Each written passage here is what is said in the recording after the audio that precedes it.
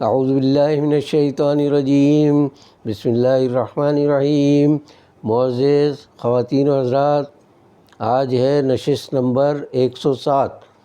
ہمارا آج کا موضوع ملک کے ماہ ناز ماہر امراض چشم ڈاکٹر اختر جمال خان ہیں، جن کے یہاں میں ملازمت کے لیے گیا اور ان کا 2 زبانوں کا رسالہ آپٹک ورلڈ کئی سال تک نکالتا رہا۔ ڈاکٹر اختر جمال خان کے بارے میں گفتگو کرنے سے پہلے میں آج ان کی تصویر دکھا کر آج کا آغاز کر رہا ہوں پروگرام کا۔ صحیح ہے؟ تو گلشن اقبال میں اختر آئی اسپتال کے نام سے بہت بڑا اسپتال ہے جو ڈاکٹر اختر جمال خان نے قائم کیا تھا، بلکہ ان کے بڑے بھائی شریف صاحب نے اس کے تعمیر کا سارا انتظام کر دیا۔ اس کے بعد ڈاکٹر اختر جمال خان جو اس وقت سعودی عرب میں تھے، پھر ان کو بلایا اور ان کے سپرد یہ اسپتال کر دیا۔ جس کمال مہارت اور خوبی اور اچھائی کے ساتھ انہوں نے اس اسپتال کو چلایا، اس کی مثالیں پاکستان کی تاریخ میں کم ہیں۔ بلا شبہ لوگ پیسے تو دیتے تھے، لیکن اس کے بدلے میں جو خدمات انہیں حاصل ہوتی تھی وہ بالکل مثالی تھیں۔ تو میں نے ان کے کہنے پر جب آپٹک ورلڈ کا کام سنبھالا، یہ ماہنامہ تھا، تو اس کام کو سنبھالنے کے بعد مجھے اندازہ ہوا کہ اب بہت مشکل کام میں نے لیا ہے، اس لیے کہ خالص طبی شعبے سے متعلق تھا، جس میں آنکھوں کے امراض، علاج اور چشموں وغیرہ سے متعلق باتیں تھیں۔ تو یہ سارا کام میرے لیے بالکل نیا تھا اور خالص ٹیکنیکی تھا، اس لیے کہ میرا طبی امراض سے یا طبی معاملات سے کبھی سرے سے کوئی تعلق نہیں رہا۔ تو مجھے پھر آنکھ کے بارے میں اتنا مطالعہ کرنا پڑا، اور یہ میں بتا دوں کہ اللہ تعالیٰ نے آنکھ کا ایک چھوٹا سا عضو جو ہمارے جسم میں رکھا ہے، اس پر قدیم زمانے سے اب تک اتنی تحقیق اور اتنی تصانیف ہوئی ہے کہ میں جب اختر آئی اسپتال میں گیا تو میں دیکھ کر حیران رہ گیا کہ ایک آنکھ کے ایک حصے پر اتنی موٹی موٹی کتابیں لوگوں نے مرتب کی ہیں، ایک حصے پر گفتگو کی ہے۔ اور اب بعد میں جب کیمرے آ گئے اچھے رنگین، تو ان کیمروں کے ذریعے اندر تک کی تصاویر حاصل کر کے اور دنیا بھر میں اس پر کتابیں شائع ہوئیں۔ تو سب سے پہلے تو میری حیرت کی بات یہ تھی کہ آنکھ جیسے ایک عضو کو تحقیق اور مطالعے کا کتنا بڑا موضوع بنایا دنیا نے، اور اتنی کتابیں کہ میں کہتا ہوں کروڑوں نہیں، اربوں سے بھی زیادہ الفاظ اس ایک موضوع پر لکھے گئے ہوں گے، اور دنیا کی ہر زبان میں۔ تو خیر میں نے آہستہ آہستہ کر کے کتابیں تھوڑی پڑھنا شروع کی، کچھ معلومات حاصل کرنا شروع کی۔ تو میرے لیے اگرچہ یہ بہت مشکل کام تھا، لیکن میں ہمیشہ اپنے نوجوان دوستوں کو یہ بتاتا ہوں کہ دنیا میں کوئی کام مشکل نہیں ہے۔ ایک بار آدمی عزم کر لے کہ مجھے یہ کرنا ہے، تو دیکھیے کس طرح راستے کھلتے چلے جاتے ہیں۔ میں نے آپ کو مثال دی تھی کہ ڈیٹالاگ کمپیوٹر کا پہلا پاکستانی ماہنامہ، اور کمپیوٹر کے بارے میں صفر میری معلومات، لیکن اس رسالے نے جو عروج حاصل کیا میری عدالت میں، وہ بڑے کمال کی چیز تھی وہ۔ پھر میں نے آٹوگراف نکالا، گاڑیوں پر پرچہ، جس کے بارے میں میں نے بتایا کہ دور سے دیکھ کے میں گاڑیوں کا برانڈ بھی نہیں بتا سکتا تھا، لیکن یہ رسالہ بھی بہت اعلیٰ درجے کا تھا اور بہت پسند کیا گیا تھا۔ میری وہی وجہ ایک بتاتا ہوں میں ناکامی کی، کہ میرے پاس سرمایہ کبھی نہیں رہا، تو میں کسی اخبار یا رسالے کو باقاعدگی کے ساتھ خود نہیں چلا سکا، اور جو لوگ چلاتے گئے مجھ سے خدمات لے کر، وہ اپنے مفادات حاصل کر کے، اور کچھ بیرون ملک چلے گئے، کچھ یہیں رہ گئے، اور وہ سب مزے کر رہے ہیں۔ مجھ جیسا غریب آدمی، مزدور، قلم کا مزدور میں کہتا ہوں اپنے آپ کو، تو وہ اللہ کا شکر ادا کرتا ہوں میرے پاس کسی چیز کی کمی نہیں ہے، لیکن بلڈنگیں، جائیدادیں، گاڑیاں، دنیا کی سیر، یہ سب کچھ میرے نصیب میں اللہ نے نہیں لکھا، تو بھی میں شکر ادا کرتا ہوں۔ مجھے کبھی اللہ سے گلہ نہیں رہا، کوئی شکایت نہیں، یا اللہ تو نے مجھے جتنا دیا ہے میری حیثیت سے بہت زیادہ دیا ہے۔ اچھا، اب ڈاکٹر صاحب کے بارے میں ایک بات بتا دوں سب سے پہلے، کہ اتنے یعنی خلیق، شائستہ، شریف، ملنسار انسان میں نے بہت کم دیکھے۔ میں صرف ایک مثال دے کر بتاتا ہوں کہ میری چند ہزار روپے آمدنی تھی ڈاکٹر صاحب کے جب میں کام کر رہا تھا، اور ڈاکٹر صاحب کی لاکھوں روپے آمدنی ہوگی بلا مبالغہ، بلکہ شاید اس سے بھی زیادہ ہو، لیکن عالم ان کا یہ تھا کہ مجھ سے جب ملتے تھے وہ تو بالکل اس طرح ملتے تھے کہ جیسے وہ کم حیثیت کے معاشرے میں اور میں کوئی بڑی حیثیت کا انسان ہوں۔ تو ان کی یعنی خلیق اور ملنسار ہونے کی یہ علامت تھی، اس قدر محبت، اس قدر شفقت انہوں نے دی کہ سچی بات ہے کہ میں نثار احمد زبیری صاحب کا ذکر کرتا ہوں جو مجھ پر بے پناہ مہربان رہے، پھر صلاح الدین صاحب کا ذکر کرتا ہوں کہ انہوں نے بھی میرے ساتھ بہت ہی حسن سلوک کا مظاہرہ کیا، اور اب مجھے ڈاکٹر اختر جمال خان صاحب جیسی شخصیت کا ساتھ نصیب ہوا۔ میرے ساتھ آپٹک ورلڈ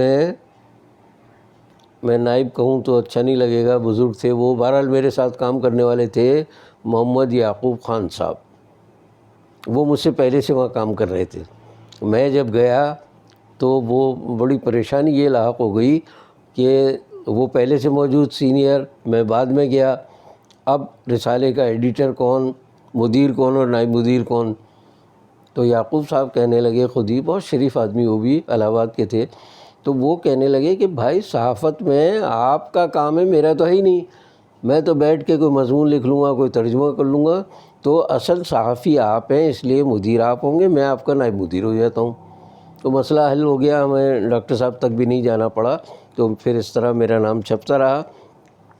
یہ جو محمد یعقوب صاحب تھے، یہ PCSIR کے ریٹائرڈ ملازم تھے، اور کیا کمال کی انگریزی آتی، انگریزی پر تو ایسا عبور، میرا خیال ہے BSc سے زیادہ شاید تعلیم بھی نہیں تھی ان کی، لیکن اس دور کے BSc بزرگ تھے کافی مجھ سے عمر میں، تو وہ ان کی انگریزی سن کر میں حیران رہتا تھا کہ کیا روانی سے بولتے تھے، اور بے شمار ضرب الامثال انگریزی کی انہیں زبانی یاد تھی، فر بتائے جاتے تھے، کوئی ذرا سا بات چھڑے کوئی، اور کہتے اس موضوع پر فلاں دیکھیے، یہ محاورہ، یہ مثال، یہ محاورہ، یہ مثال، تو انگریزی بے تکان بولے چلے جاتے تھے وہ۔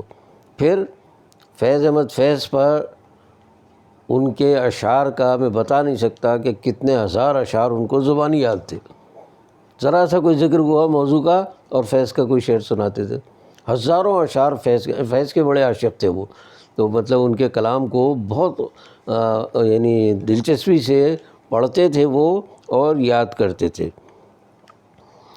اب وہاں کام کرنے کے دوران جہاں ہر طرح جہاں مسئلے پیدا ہوتے ہیں، تو وہاں بھی ایک مسئلہ ہی پیدا ہوا کہ شام کو اسپتال تو بند ہو جاتا تھا، اس کے بعد ٹیلی فون آپریٹر چلے گئے، چائے پلانے والے چلے گئے، اب میں اور سید محمد یعقوب صاحب اور ایک الیاس صاحب جو سیکریٹری تھے ڈاکٹر صاحب کے، اور ایک ہمارے کمپوزنگ کے بڑی عجیب شخصیت غزالی صاحب، تو ہم 3-4 آدمی رہتے تھے۔ ایک دن میں نے ڈاکٹر صاحب سے کہا، ڈاکٹر صاحب شام کا وقت ہوتا ہے، ہمارا گھر چائے وائے ہمیں شام کو پھر بعد میں تو ملتی نہیں، ہم دیر تک بیٹھتے ہیں، تو کوئی انتظام ہو جائے، کوئی اور چپراسی وغیرہ بھی نہیں ہوتے اس وقت۔ تو کہنے کیا مسئلہ ہے؟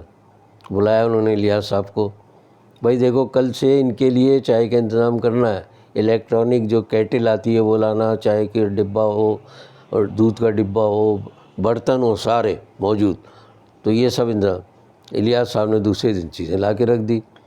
ڈاکٹر صاحب کا کمال یہ ہے کہ وہ کہنے لگے کہ اگر چائے بنے گی شام کے وقت تو میں بھی آ کے بیٹھ جایا کروں گا، چائے پیوں گا، کچھ گپ شپ کر لوں گا۔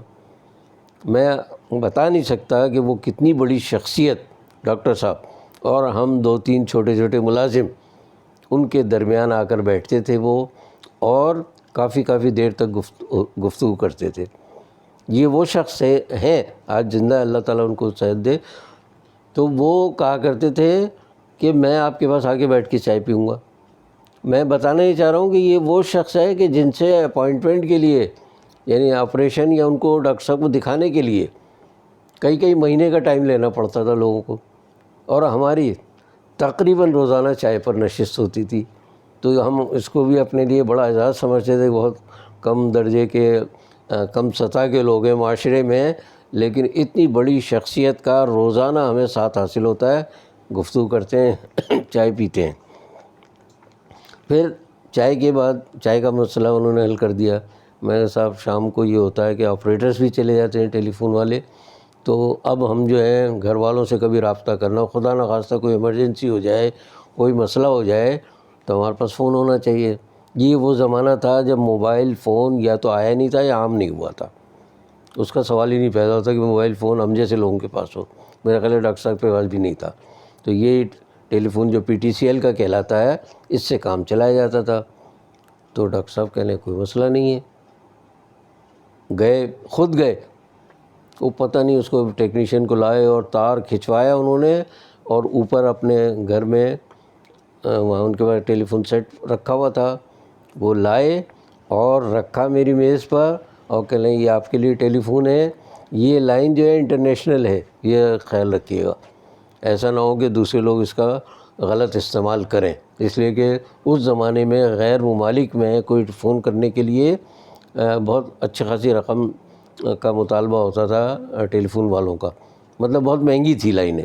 تو مجھے کہنے لگے کہ یہ لائن میں نے آپ کو دی ہے، یہ آپ استعمال کر سکتے ہیں جب چاہیں اور جہاں چاہیں، لیکن کوئی دوسرا اس سے ناجائز فائدہ نہ اٹھائے، تو ذرا خیال کیجیے گا۔ تو میں نے خیر خیال یہ کیا، اول تو میری عادت نہیں کہ میں غیر ضروری لوگوں پر بوجھ ڈالوں، لیکن میں نے یہ کیا، گھر پہ میرے پاس ایک چھوٹا سا تالا لگا ہوا تھا، رکھا ہوا تھا، وہ میں نے لے جا کے ٹیلی فون پہ لگا دیا، تاکہ ہماری غیر موجودگی میں کوئی اس کو استعمال نہ کرے۔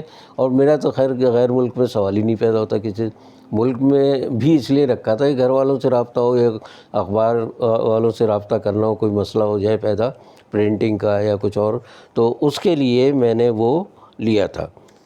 تو اب آتے ہیں ہم ایک اور مسئلے کی طرف۔ میں کہتا ہوں ڈاکٹر اختر جمال جیسا بڑا آدمی، مرتبے کے لحاظ سے، منصب کے لحاظ سے، قابلیت کے لحاظ سے، تعلیم کے لحاظ سے عالمی شہرت یافتہ، موقع آئے گا تو میں سناؤں گا آپ کو کہ میں نے ان کے نام سے سعودی عرب میں کس طرح گفتگو کی تھی۔ ڈاکٹر صاحب کا نام وہاں ایسا تھا کہ میں نے جیسے ہی کارڈ بھیجا اپنے اختر ہاسپٹل کا، مجھے بلا لیا گیا، تو اس کی کہانی آگے سناؤں گا میں۔ تو ڈاکٹر صاحب کا اتنی بڑی شخصیت کا یہ آپ انکسار دیکھیے۔ ایک دن میں نے کہا، آگے بیٹھتے تھے، میں نے کہا ڈاکٹر صاحب یہ AC جو ہے یہ شاید کولنگ کم کر رہا ہے، کوئی خرابی ہو گئی ہے اس میں، کسی دن الیکٹریشین کو یا ٹیکنیشین کو لا کے بھیج دیجیے گا۔ آپ یقین کریں کہ وہ اسی وقت اٹھ کر گئے اور اسکرو ڈرائیور، جسے پیچکش کہتے ہیں اردو میں، وہ لے کر آئے، اور اس کی AC کی جالی سامنے کی وہ خود کھولی، اسکرو سے کھول کے، اور اس جالی کو لے کے چلے گئے، برابر میں باتھ روم تھا، وہاں پاؤڈر سے اور برش سے اور دھلا کے اس کو بالکل ایسی جالی کر دی کہ بالکل سب شفاف نظر بھی آ رہا ہے اس میں سے، اور ہوا بھی گزر سکتی ہے آسانی سے۔ تو میں حیران رہا کہ یار اتنا بڑا ڈاکٹر ہے، تم ذرا بھی کو نہیں کہ کوئی کیا کہے گا کہ میں یہ کام کر رہا ہوں۔ خیر انہوں نے جالی لا کے لگائی، AC آن کیا، اور کہنے بتائیں آپ ہوا آ رہی ہے؟ صاحب زبردست ہوا آ رہی ہے۔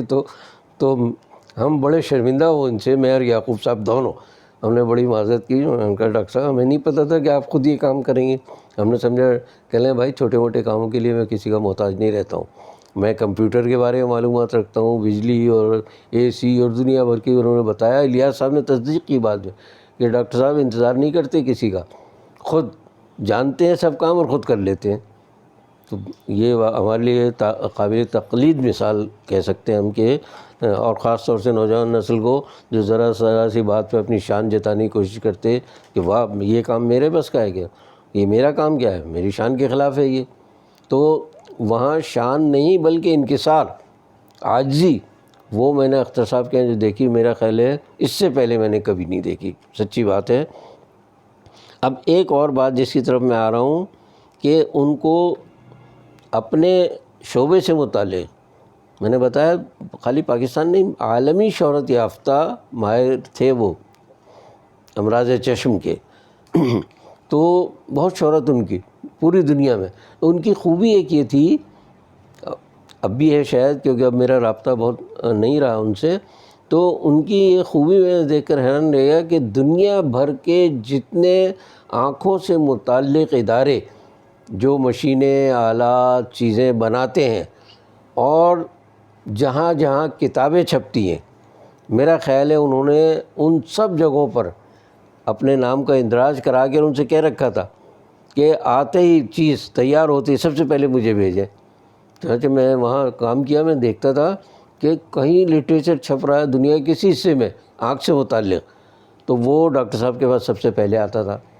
وہ اپنی نالج کو انگریزی میں جسے آپ کہتے ہیں اپ ٹو ڈیٹ رکھتے تھے، وہ ہمیشہ تازہ رکھتے تھے، وہ باسی نہیں رکھتے. پرانی جو تعلیم اور تجربہ وہ اپنی جگہ، لیکن نئی چیزیں بھی وہ حاصل کرتے تھے، اور جس کا ثبوت میں نے دیا. اب ظاہر ہے باہر سے جو موٹی موٹی کتابیں آتی ہیں کتنی قیمتی ہوتی ہوں گی، لیکن وہ کہتے ہیں نہیں، ایک ماہر کو اپنی ان ساری چیزوں کے بارے میں معلومات ہونی چاہیے. اب آخر میں تھوڑا سا ذاتی مسئلہ میں بیان کر دوں کہ 1993 میں میرے بیٹے محمد نعیم الدین نے MBBS پاس کیا، ڈاکٹر بن گیا وہ. اب رہا مسئلہ ملازمت کا. اس زمانے میں 1993 کی بات کر رہا ہوں، اس زمانے میں ہم لوگوں پر ملازمت کے دروازے سارے بند تھے.